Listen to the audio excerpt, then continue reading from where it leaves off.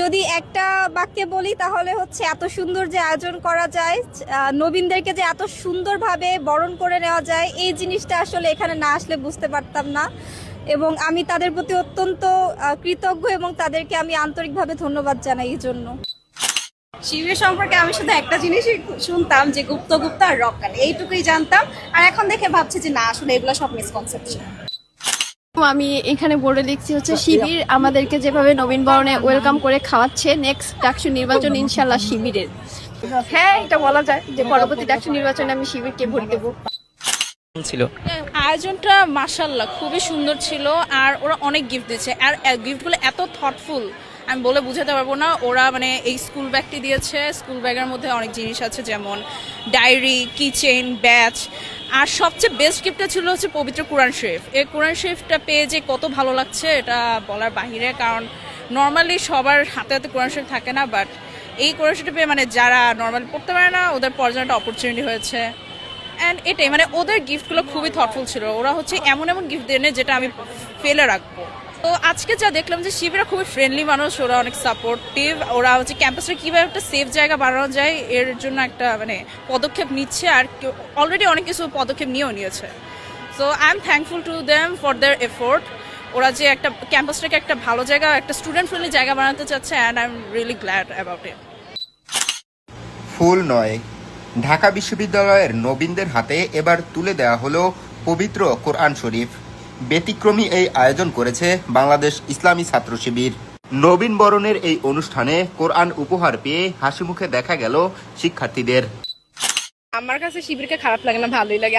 আমি শিবির সাপোর্ট করি না এরকম কিছুই না, বাট পার্সোনালি আমার শিবিরদের কার্যক্রম খুব ভালো লাগে। মানে আমি নিজে কিন্তু কোনো দল করি না, কিন্তু আমার ভালো লাগে আর কি। গুপ্ত বলে এটা তো হচ্ছে মানুষ এক একজনের এক এক রকমের সবার তো আর সব ক্ষেত্রে সেম হবে না। পার্সোনালি আমার পছন্দ, আমার ফ্যামিলির, আমার মার বিশেষ করে পছন্দ। আমার মাও আমাকে এটা শিখাইছে যে ছাত্র শিবিরের যে প্রোগ্রামগুলো হয় আর কি, যা বিহেভিয়ার, ওইগুলো অনেক ভালো হয় আর কি, যে তুমি ওইগুলোতে অ্যাটেন্ড করবে। আমার মা এটা বলছে, তো আমারও নিজেরও ভালো লাগছে।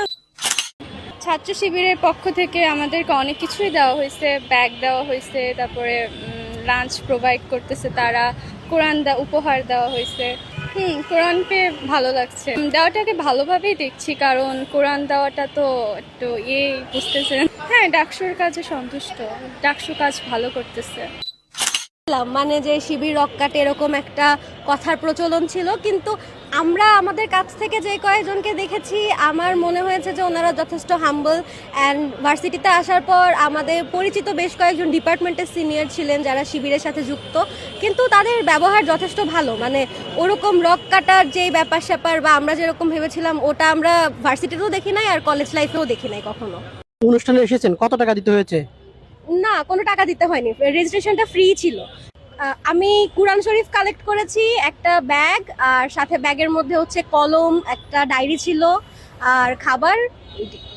কোন গিফটটা সবচেয়ে ফেভারিট ছিল আপনার? কোরআন শরীফটা অবশ্যই, কারণ একটা নর্মালি ওরিয়েন্টেশন প্রোগ্রামে এসে আমরা একটা কোরআন শরীফ এক্সপেক্ট করি না, কিন্তু জিনিসটা খুবই সুন্দর। কোরআন শরীফের প্রচ্ছদটা খুব সুন্দর। শিবির ইসলামী সংস্থা হইলেও এটি সকল ধরনের মানুষের সকল পোশাককে অনেক সম্মান করেন তারা।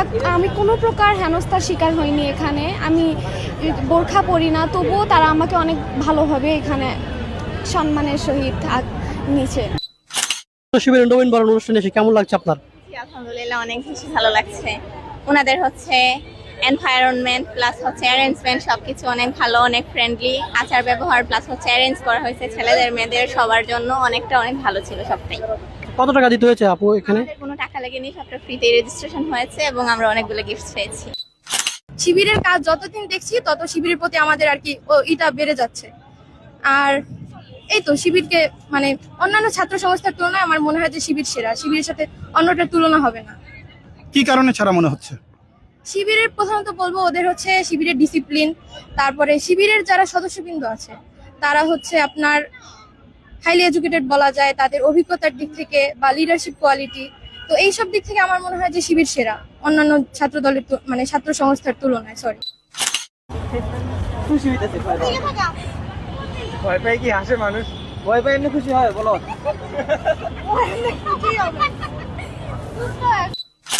ডাকসুর সফলতা একটাই, সেটি হচ্ছে বাংলাদেশের ইতিহাসে এই প্রথম কোনো নির্বাচনের পরে কোনো রাজনৈতিক দল হল দখল করে নাই।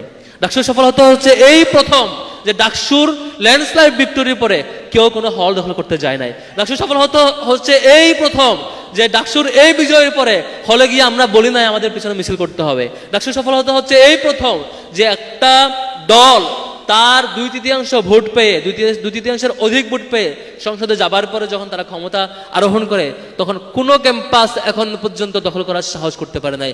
বাংলাদেশের ইতিহাসে এই প্রথম ঘটনা। এটাই আমাদের সার্থকতা। আপনারা নিরাপদ ক্যাম্পাসে আসছেন, আমাদের কমিটমেন্ট এটাই যে হল দখল করতে হলে আমাদের রক্তের উপর দিয়ে যেতে হবে, গণরঙ্গেশন করতে হলে আমাদের রক্তের উপর দিয়ে যাওয়া লাগবে। আমরা কোনোভাবেই আমাদের কোনো ছোট ভাই বোনকে একটা অনিরাপদ পরিবেশে গণরঙ্গেশনের পরিবেশে যেতে দিব না ইনশাআল্লাহ। আমরা সেটা আটকেছি। কয়েকদিন আগে লেদার ইনস্টিটিউটে আইলেটে আমাদের বিশ্ববিদ্যালয়ের শিক্ষার্থীদেরকে ম্যানার শেখানোর নামে গেস্ট রুম শুরু করার চেষ্টা করা হয়েছিল, আমরা থামিয়ে দিয়েছি। এই অপচেষ্টা আমরা রুখে দিব ইনশাআল্লাহ।